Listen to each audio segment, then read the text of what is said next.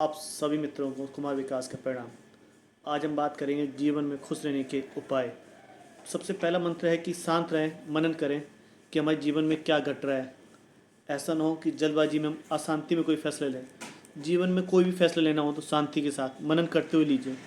हंसते रहिए, हंसाते रहिए। ऐसा कर्म करिए कि हमारे द्वारा किसी को कष्ट न पहुँचे, कोई तकलीफ ना हो, सब हमारे से खुश रहें, हम भी संतुष्ट रहें, हमारे मिलने वाले भी संतुष्ट रहें, हमारे सहयोगी, हमारे संपर्क में आने वाला हर कोई खुश रहे। जीवन में कम खाना खाना चाहिए। ऐसा ना हो कि हम ज़्यादा खाना खा रहे हैं और फिर बीमार होके हॉस्पिटल के चक्कर लगा रहे हैं। ध्यान दें, कम खाएं और गम खाएं। बहुत से घटना ऐसी होती है जब हमको लगता है कि किसी एक्शन का हमको रिएक्शन करना है। ध्यान दें, कभी भी एक्शन का रिएक्शन ना करें, हमेशा एक्शन होने के बाद उसका रिस्पॉन्स दें। इसलिए गम खाने की प्रैक्टिस करें। चिंता नहीं, चिंतन करें। चिंता करने से कोई भी समस्या का समाधान नहीं होगा। चिंतन करें कि हमारे जीवन में जो घटना घट रही है वो क्यों घट रही है, उसके प्रति क्या करा जाए। किसी की बुराई मत देखिए। हम अक्सर लोगों में बुराई देखते हैं जबकि खुद का जजमेंट नहीं करते हैं कि हमारे में कितनी कमियां हैं। प्रयास करें औरों की कमियां देखना का बंद कर दीजिए। खुद की कमी को डे पर डे सुधार करा जाए, रेक्टिफाई करा जाए। जितना हम कमियों को दूर करेंगे, एक दिन परफेक्शन की तरफ हमारा कदम बढ़ेगा। जीवन में 24 घंटे में हम कितना समय अपनी एनर्जी को बाहर निकाल देते हैं। दिन भर बोलते हैं, दिन भर बोलते हैं, बिना सोचे समझे बोलते हैं। प्रयास करें सुबह टाइम 1 घंटे का मौन रहे। आप 1 घंटे मौन रहने का प्रयास करेंगे तो आप महसूस करेंगे कितना परिवर्तन आया है आपके जीवन में।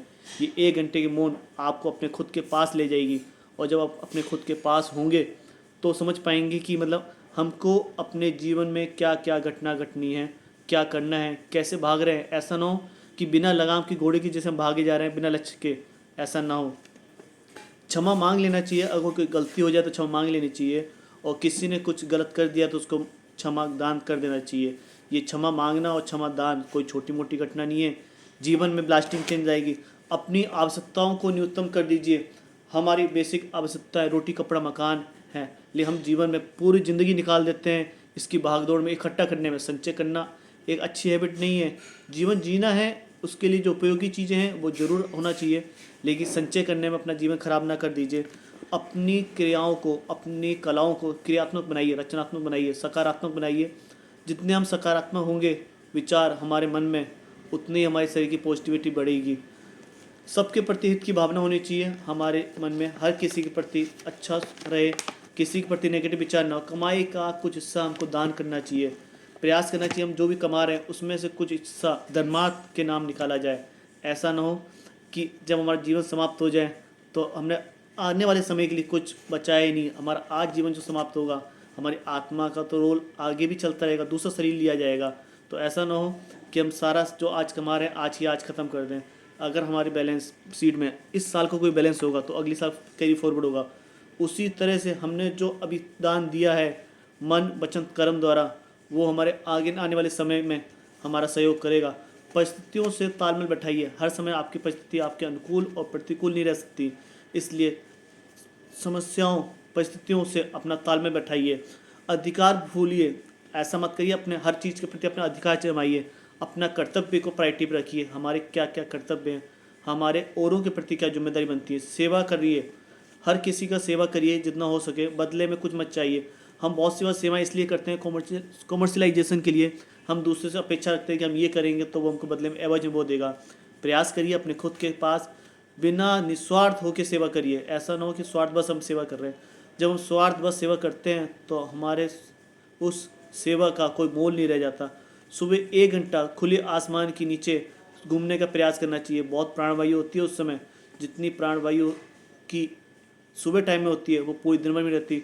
और हम 1 घंटे जब अपने आप को चार्ज करेंगे सुबह मॉर्निंग में तो वो पूरे 23 घंटे तक हमारे लिए सहयोग करेगा। जीवन में धैर्य, संयम और सहनशीलता अपनाना चाहिए। कम, धीरे और प्रेम से बोलना चाहिए और ज़्यादा सुनना चाहिए। 1 घंटा अच्छा साहित्य पढ़ना चाहिए। हमारे जीवन में साहित्य बहुत ज़रूरी है। हम बहुत सी बार ये सोशल में अपना समय ख़राब कर देते हैं। ये साहित्य बहुत बड़ा अच्छा सहयोगी है, हमारे जीवन को जीने की कला सिखाता है हमको। किसी के प्रति द्वेष, ईर्ष्या की भावना नहीं रखनी चाहिए। हमें सबके प्रति प्रेम रखना चाहिए। किसी पर गुस्सा नहीं करना चाहिए, अपने ऊपर भी नहीं। किसी को दुख मत नहीं देना चाहिए, किसी का अपमान नहीं करना चाहिए। हमें जीवन में किसी को भी हमारे कर्म द्वारा दुख ना पहुँचे, इस बात का विशेष ध्यान रखना चाहिए। और ऐसा कोई शब्द मत बोलिए कि अपनी वजह से किसी को अपमान हो। प्रतिदिन सत्य ज्ञान सुनकर, प्रतिदिन सत्य ज्ञान वो है जो परमात्मा के पास ले जाता है, उसका प्रयास करना चाहिए। और हम आशा करते हैं कि आप हमारी बात को यथार्थ रूप से समझ पा रहे हैं। यथार्थ मतलब है जिस भाव में मैं कह रहा हूँ उसी भाव में आप समझिए, उसका तोड़ मोड़ करके उसको अलग अर्थ मत निकाल लीजिए। इसी के साथ मैं अपनी वाणी को विराम करता हूँ।